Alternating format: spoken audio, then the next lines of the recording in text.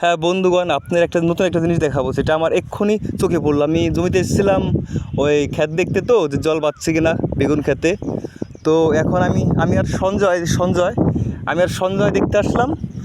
তো এখন আলদা যাচ্ছি, এখন দেখতে দেখতে একটা দারুণ জিনিস দেখলাম, অবাক হয়ে গেলাম যে হয়তো টিট পাখি আছেন, টিট করে ডাক পারে, ওই পাখি মনে হয়। দেখেন, মাটির মধ্যে বাসা বানাইছে, এখানটা একবার আপনার করছে, ওই চাষ দিয়েছে, দুজন কালঠি মারছে, এর মধ্যে বাসা বানায় 4টা ডিম পারছে।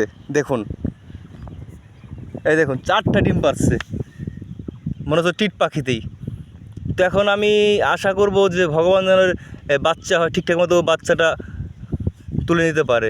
দেখলে আবার পরে চাষ দিয়ে দেবে, 1 মাস পরে তো আষাঢ় মাস চাষ দিয়ে দিবে, তাছাড়া ডিমটা নষ্ট হয়ে যাবে।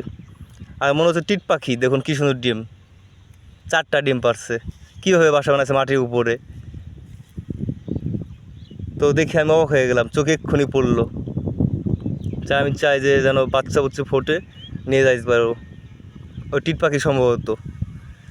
ঠিক আছে, বাই বাই।